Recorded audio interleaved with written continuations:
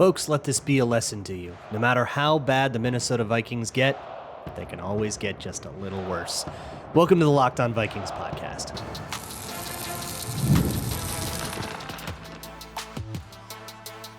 You are Locked On Vikings, your daily Minnesota Vikings podcast, part of the Locked On Podcast Network, your team every day. What's going on, everybody? Welcome to the Locked On Vikings podcast, where we're always trying to learn something new. It's part of the Locked On Podcast Network, the #1 sports podcasting network. Today's episode is brought to you by PrizePicks. Download the PrizePicks app today and use code LOCKEDONNFL to get $50 in lineups after you play your first $5 lineup. And boy, oops, whoopsie daisy. We did a stinky, didn't we? That was a rough one. The Vikings lose 26-0, their first shutout in 18 years. Not since Tarvaris Jackson was at the helm, and a 34-0 drubbing in Lambeau was the last time that the Vikings got blanked. A pretty fun streak that I was actually pretty proud of. They had, I think, 295 games was as far as they got, and that streak has been broken. No part of this is fun. Look, the Vikings 2025 season is over, and at least according to Alec Lewis, the sentiment in the Vikings is that the season is over. I don't think that they are looking at themselves the way that, say, the 4-8 Bengals looked at themselves last year, and they made a run at it, run the table, right? They kind of know that this thing is cooked, that this is broken beyond repair, and I think most of you figured that out well before this game. But it doesn't mean that we have to do things embarrassingly, and I think we can still hold a lot of people's feet to the fire, even though we didn't really expect this game to go any differently. The Vikings were 11.5-point underdogs, and the Seahawks more than doubled that spread.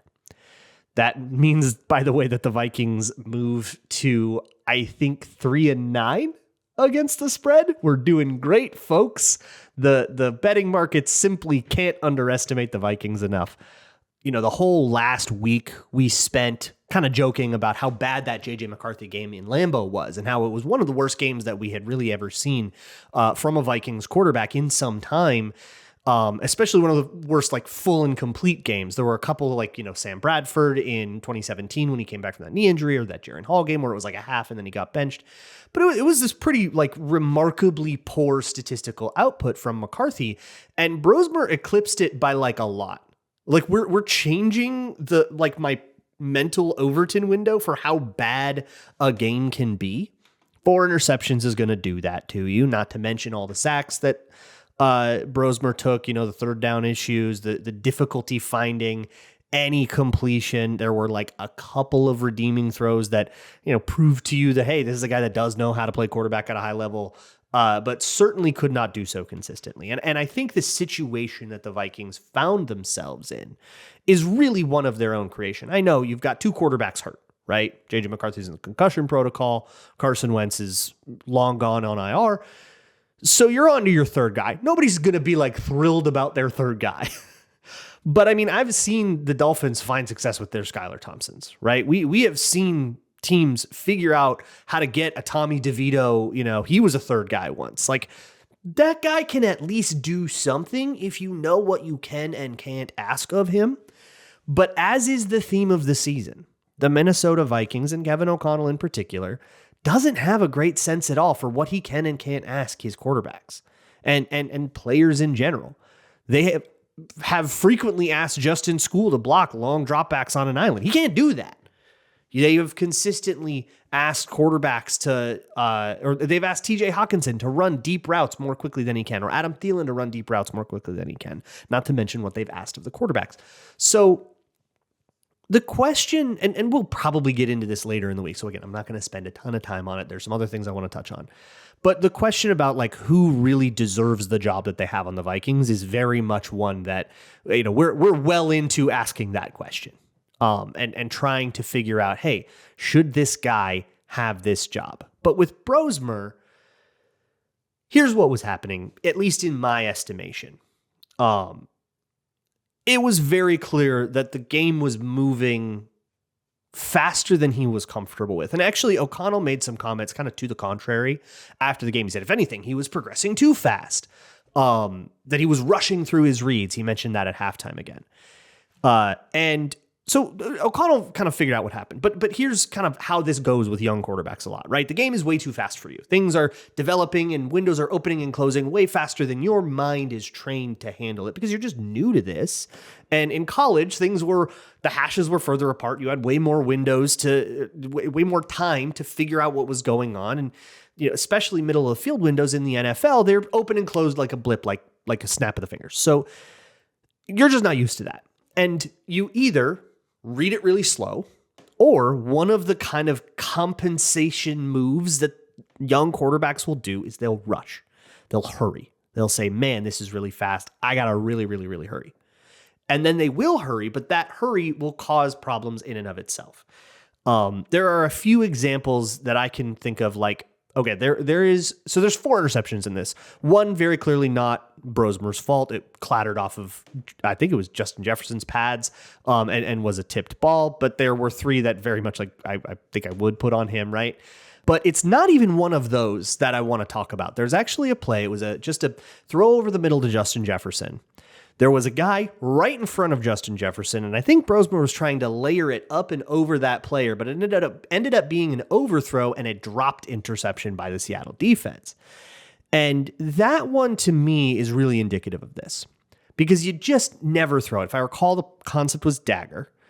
And when you see a linebacker sitting in the window like that in dagger, you just never throw that. You just don't. You progress. You go to the next thing. You look at the check down. If they want to teach it short to long, you look at what's going on deep, right? You go to whatever else is happening on the play, or scramble, or do something, get out of the pocket and throw it away, right? You don't just force that in. That's like the indicator that says do not throw the intermediate over the middle route on dagger. Like first page of the textbook. And so when I saw him throw that, like, that can't be what they were teaching him, right? So he's clearly not seeing what he needs to be seeing. And I think that's a result of rushing. If you're rushing, you're going to see Justin Jefferson and you see a white jersey and you're not really looking at who's around him or who you're leading him into, and you just huck it. And you say, well, I'll get a little bit of height on it so that no linebackers can get it. I'll just get it up and over, right? And you just throw it without really having a sense for how much danger you're putting the ball into. And the idea of not having a sense for how much danger you're putting the ball into was a huge theme of this game, leading to 4 interceptions, 5 total turnovers, as Aaron Jones had one as well, as somebody gets a shot just smack on that AC joint that's been bugging him, and he fumbles the ball after that. Leading yet another, throw another example in the column this year of player returns too quickly from injury, Vikings punished for said sin.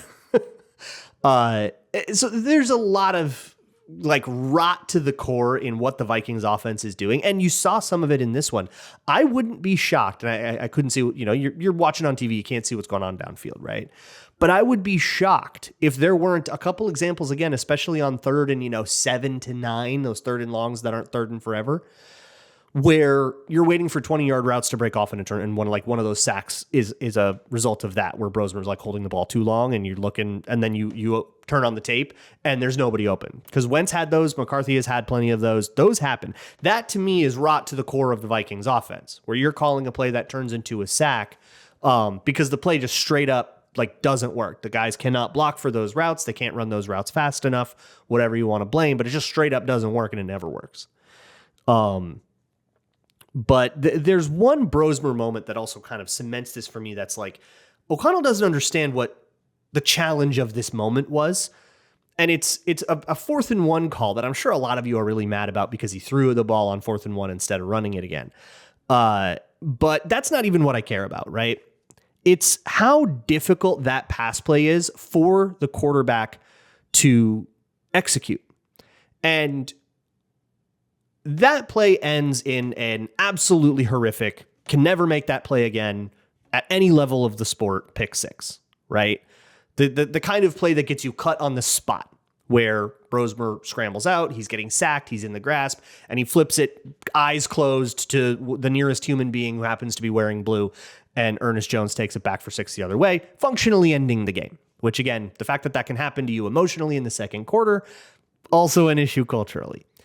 But what that really tells me, it's not even all that stuff that happened at the end, right? That's young quarterback trying to be a hero and make something happen. It's going to happen to you, and I don't know if there's a lot you can do about it as a team. It's just where you're at when you're down to the third guy. It sucks, but guys get hurt, and there's kind of no real preventative solution there. But so like, it doesn't even bug me too much. Like, that happens with this kind of player, this undrafted young guy. It's more that you started that play asking him to turn around, play action, turn back, turn his feet and his shoulders one whole way, pump fake, then turn his feet and his shoulders the other way, and like run out. Like, there's just too much stuff for this guy to think about and do. And so he did have on that play Justin Jefferson open in the end zone, by the way, if he could have made that throw on the run. But you're also asking him to throw on the run, and that is not his game. That's not what he does. So you're in 4th and 1. You need a yard. The best play is a throw on the run to the end zone. You're asking him to be Mahomes. This dude is an undrafted rookie, and you're asking him to be Mahomes. This is the big question that I have about O'Connell and Phillips. And look, I didn't love what O'Connell had to say after the game about this either. I think it shows that he kind of hasn't learned this lesson, but there's also, there's a lot more rot to what's going on in Minnesota right now. And there are some good things too, believe it or not. So we'll get to all of that next on Locked On Vikings. This episode of Locked On Vikings is brought to you by PrizePicks. It is a great time of year to ignore the family that you have gathered and make sure that you have a great stake in that football game going on so that you can have an excuse not to talk to that weird cousin you don't want to talk to. Whether it's watching a bowl game, big basketball matchup, big NFL matchup, one of the most fun places to make the right call is PrizePicks. It's the easiest way to get in on daily fantasy. Just pick more or less on at least 2 player projections, lock in your lineup, and bam, you are in the game. Whether it's a low-tier bowl game that you just want to stake in, a college football playoff game that you just know what's going to happen, find it at PrizePicks. They've also got early payouts now, so if you feel like things are trending your way, but you just don't want to have to risk a last-second heartbreaker, you can cash out early for a little less than the full value, but hey, you're going to walk out of here with something. And you can even stack multiple plays for the same player in your lineup. So download the PrizePicks app today and use code LOCKEDONNFL to get $50 in lineups after you play your first $5 lineup. That's code LOCKEDONNFL to get $50 in lineups after you play your first $5 lineup. PrizePicks, it's good to be right. Moving on with the Locked On Vikings podcast. Look, I don't really want to bash Max Brosmer. I think everybody understands Max Brosmer played really, really, really poorly. Clearly was not an NFL caliber performance. I would say that Max Brosmer himself would be the first to admit that. I don't need to sit here and harp on an undrafted rookie playing his very first game in a harsh environment against one of the best defenses in the league. Like, this is a horrible situation for him. I do feel a need, however, to say that when I previewed like kind of what I knew about Max Brosmer from the preseason, a lot of people were very confidently wrong and like really thought that this was going to work out in a different way than it would. And I think that there is a lesson to be learned from Max Brosmer here. Well, maybe 2. 1, it can always get worse. All right. A lot of people have been telling me all year long, can't get worse than McCarthy. Yes, it can. You just saw it. You know what's worse than a 2 interception game? A 4 interception game. You know what's worse than a 4 interception game? A 5 interception game. It can happen. All right. You know what's worse than getting shut out 26-0, but at least your, first round defensive end from last year kind of showed out? A 26-0 blowout where that didn't happen, right? It can always get worse. If you can't imagine a way for it to get worse, then you're not imagining hard enough, okay? Be an Imagineer. Imagine something worse. That's the first lesson. The second lesson is the allure of the unknown lies to you a lot. I see this a lot. I parry this away a lot. I find myself arguing with this a lot, doing this job where I talk on a mic every day. But especially in draft season, but in situations like this, right? Well, we don't know what Brosmer could be. He could be anything. He could be really great. He could be really terrible. Even if we're kind of skewing toward the terrible because of his draft pedigree, hey, things are going horribly on the offense. Maybe he'll give us a spark. Maybe he's the next Brock Purdy. I heard that a lot. Maybe this is a Brock Purdy, Trey Lance situation where the highly drafted guy is struggling, and really you just got to give the undrafted guy a chance. And it's so easy to remember that working out. And it's so easy to forget the Jeff Tools of the world. You know, the randos that got in and got 2 seconds of limelight and were horrible and then flamed out of the league. I don't know if that's necessarily happens to Max Brosmer. I think maybe there is a future for him as a backup as he continues to develop. But it's going to take time for him to get used to the speed of things and for him to kind of get used to the like alignment of his lower half and to get things ready to go so that he doesn't sail all these inaccurate passes when he tries to throw downfield. But the point I want to make is that just because you don't know that that guy stinks doesn't mean you're safe from it. And throughout, I think, my entire life, I can always remember, it's just this natural fan thing, to be super excited about that unknown backup. I remember being in the stands, speaking of Tarvaris Jackson, as a kid, 2006 in the Metrodome, some game, I forget who it was, Kelly Holcomb or Brooks Bollinger, whoever's playing, I forget who was playing quarterback that year, but they were doing poorly. Brad Johnson was there. I want to say there was a Kyle Bowler thing. I don't remember. Something was happening, right? And the crowd was just livid. They were booing the Vikings off the field. And I remember people starting to say, put Tarvaris in, put Jackson in, put Jackson in. There may be even chants about it. And in hindsight, we know nobody needed to be chanting for Tarvaris Jackson, right? That was not the solution to the franchise, and we would find that out pretty quick. But to me, saying how you got to put Brosmer in, look how much McCarthy is struggling, always sounded a little like put Tarvaris in.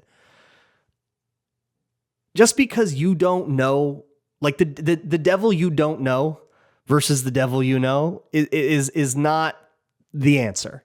Just because it hasn't been proven to you yet that this sucks. And especially when it comes to backups, man, as much as I've criticized the Vikings this year for putting the wrong guy in and, you know, waffling about who to put in, it's a rarity to have this many examples of the backup going in and outplaying the player he replaced just off of like a benching, right? You can usually trust to some degree, you know, if it was a close camp competition, this is different, but you can usually trust to some degree, hey, if that guy's a starter and the backup is the backup and there was never any question about it, that the backup is worse than the starter. Too many people with their livelihoods on the line around to really, you know, hide from a player who's playing well, which there was some conspiracy. I know Kyle Sloter running his mouth again about how the Vikings were like afraid of how good he was or whatever. And I think some people started to feel that about Brosmer. And I know some of it is because you guys are Gophers fans and you just want Gophers to succeed, and that's fun. And love you, but this wasn't it, man. It wasn't it. They didn't have much of a choice. Maybe John Wolford. He's not a great quarterback. But what bugs me about Brosmer is that the Vikings didn't have to live like that with a clearly overwhelmed rookie who could not process what was in front of him, rushed to do so, ended up not really doing the reads right at all, and was also inaccurate. Everything was such a disaster to a degree greater than anything J.J. McCarthy has accomplished this year. Many things have been accomplished that J.J. McCarthy could not accomplish this year, like throwing 4 interceptions or not scoring at all. And when things are going that degree worse, and the coach knows why, right? The coach has told Pam Oliver on the sideline and said, hey, he's really, you know, he's rushing his reads and he's not seeing the field. I mean, it really like said it. Why are you trotting that kid back out there? You're just setting him up to fail. And that's what really bugs me. Like, that's bad for Brosmer's career. He doesn't deserve that. You know? Like, That is a guy that's supposed to incubate as the QB3 for 3 years and then suddenly show up as a backup as two guys sprain their ankles and then have his weird little moment where he kind of plays a little interestingly and, builds a career off of that. That's how it's supposed to go for him. Not this.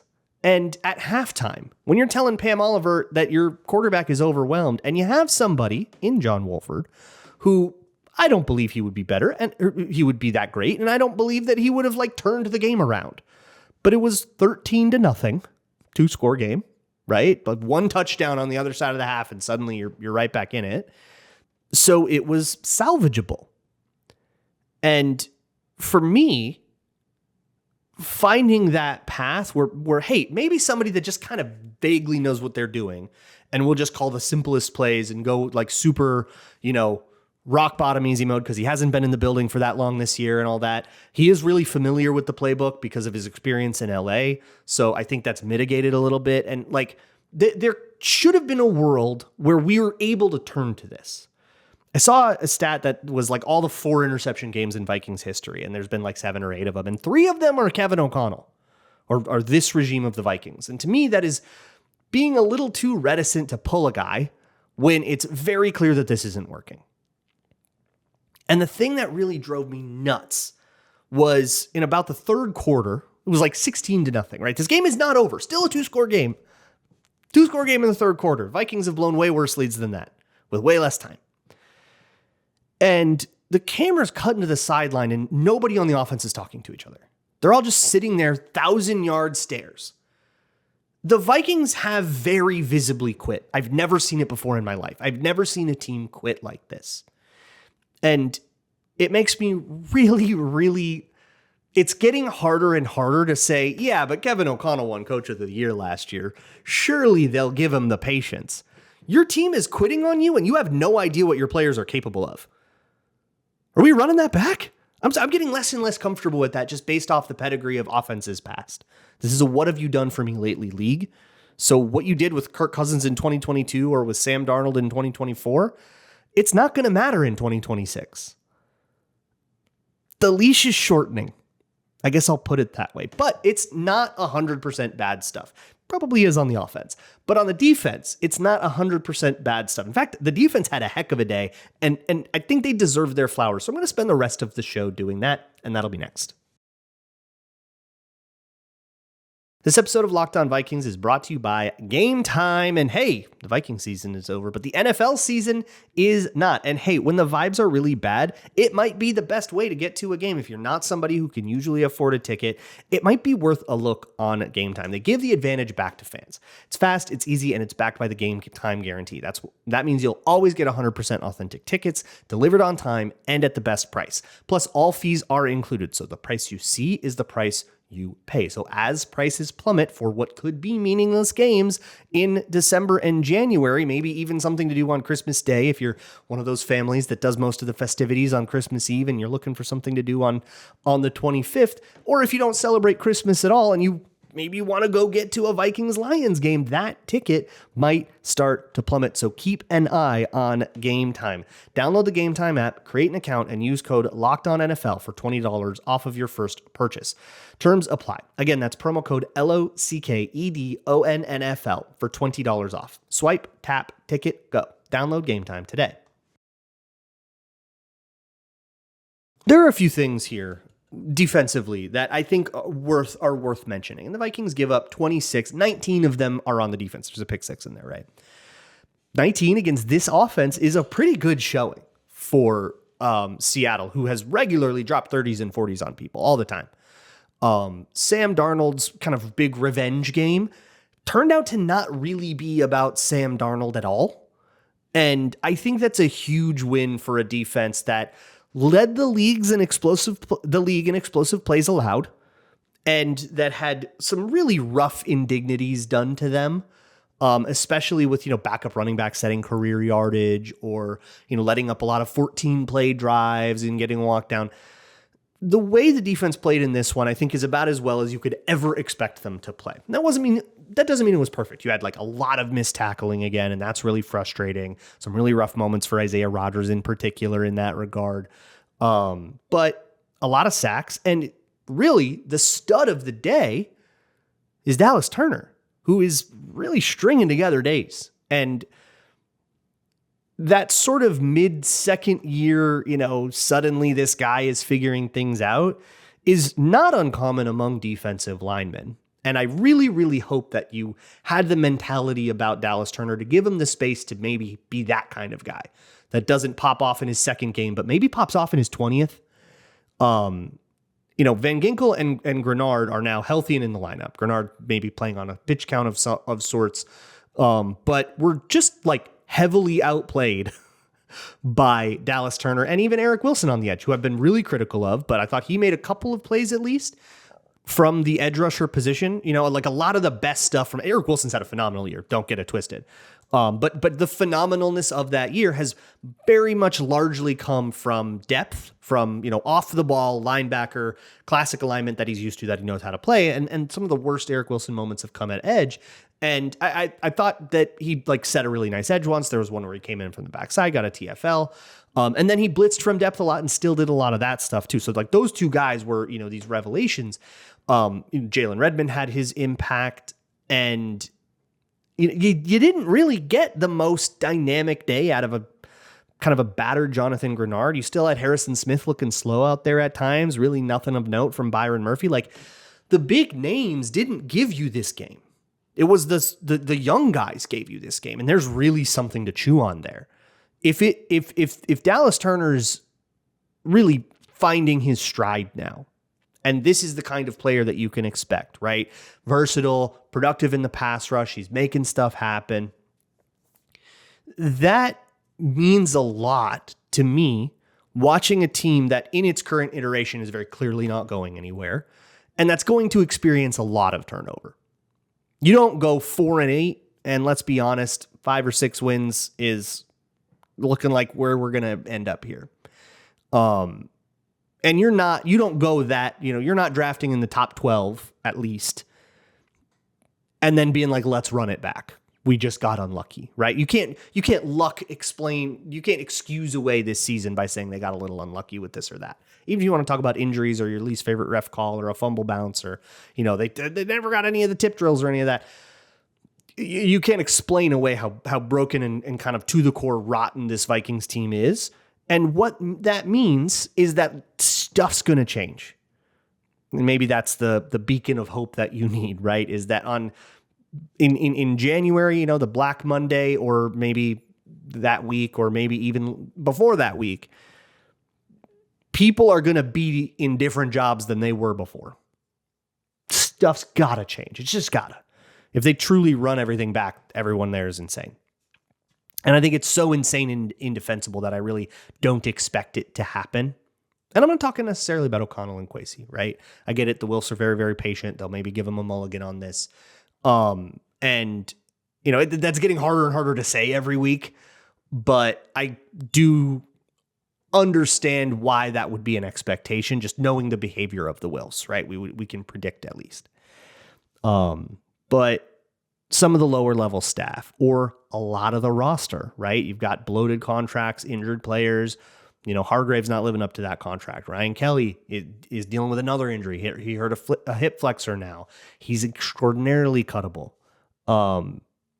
Those kinds of players to help, with the cap issues that you've got coming up and all that. And the 2026 Vikings are going to look a lot different, but that means you need something to build around. And if the answer to what you're building around, outside of the obvious ones, Darisaw, Justin Jefferson, and then J.J. McCarthy, I would probably imagine they're going to try to give that another shot. It's especially the non-McCarthy games have shown you that there's a rot here that's not on him, and maybe help you say, hey, maybe if we fix that rot, we put a better infrastructure around this kid and see if he can grow a little bit. But outside of building around those on defense, who are the young core pieces that we're building around? Because some of the best players, like Andrew Van Ginkel, on the wrong side of 30, and are not going to be here for the long-term future. They're not going to be in the league for the long-term future. And some of the guys you thought were your young studs, like Ivan Pace, have completely fallen out of favor, not to mention all the draft picks that were supposed to be those guys and that are now off the team. But if Dallas Turner can be one of those guys, and you can keep that dynamicism, keep that kind of Flores style, that gives you kind of a pillar that you can structure a lot of this offseason around. And that makes things so much easier if you've got enough out of that guy that you can say, okay, we're putting a little bit of pressure on you, right? We're putting a little bit of faith in you, and we're going to put a D tackle next to you that's perfect for your skill set. And we're going to put a linebacker behind you that, stunts really well because we love the way you do that. And we're going to, the way we're going to structure our coverages is going to be, allow you to drop back into these hook zones because we know you can do that. And it helps you find some kind of vision rather than just saying, well, everything sucks. Let's start from complete scratch and see what good players are out there in free agency, whether they fit together or not. You don't want to be doing that, right? So this, and it's not just this game, right? Dallas Turner had a fantastic game against Chicago. You might have missed it because so much was going on in that game, but he played really great in week 3 against Cincinnati as well. He's one of the best players on the defense, in my opinion, on that game. He has stacked many good days, and he was halfway decent last week against Lambeau in a game where kind of nobody else was. If that is happening, I think it changes a lot of how I feel about that draft class too. I'm not going to be mad at all that I had to wait a little bit for the young guy to develop. He's extraordinarily young, but I hope you gave him that time. It's just a shame to waste it. This was, I think, probably the best game. I mean, he got 2 strip sacks, right? This has got to be the best game of Dallas Turner's career. And it was, I think, one of the best coaching performances from Brian Flores in the way he deployed guys and the way that he got guys to really work against a really challenging team. I mean, the Seahawks run the ball really, really well, and you want to get interior pressure on Sam Darnold, which you did without sacrificing in the run, and you didn't. It's a really difficult challenge to rise to, and they did it. Well enough considering all the short fields and stuff. And if they did let up yards, they got stops, they forced field goals. There was just kind of one touchdown drive at the end after they were gassed that I don't really hold too much against them. Like, I feel it's just such a shame that this defensive performance and what it could mean for the long term of the franchise is utterly washed away by what disastrous stuff happened to the offense. It just can't happen. It can't keep happening. And I know that they know that in the building, but I'll leave you with this. This is what it looks like when a team quits. I have seen years and years and years of this, and if there's any hate-watching Bears fans still enjoying this, I think you'll relate. Because this would always happen in Chicago in like lost Chicago seasons, old Matt Nagy seasons or whatever. Or like the John Fox years that didn't go anywhere.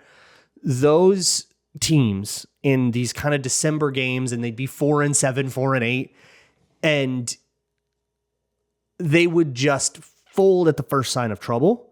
And they would just give other teams these like super sleepwalky wins where the Seahawks are not happy, especially on offense, with the game that they played. Like, this is like a C- game by Seahawks standards, and they win 26-0, no drama at all, and it's like sleepy, right? And this is the kind of game you give to other teams, especially to good teams, when you quit. So I hereby accuse the Vikings of quitting. And you know how I feel about quitting, okay? I got no respect for it. I hereby accuse the Vikings of quitting. If the Vikings don't like that, prove me wrong. Show some damn fire. Go out next week at home in front of your home fans who paid for tickets. You're playing the Commanders, who are not the Commanders of last year. This isn't the hardest team on your schedule. Go show some damn fire and prove to everybody who is given their money and their emotional bandwidth and their entire personalities to supporting you, and show them that you haven't quit on them. Because right now, I don't believe you. See y'all tomorrow. Get your questions in. Google Docs in the show notes. And as always, Skol.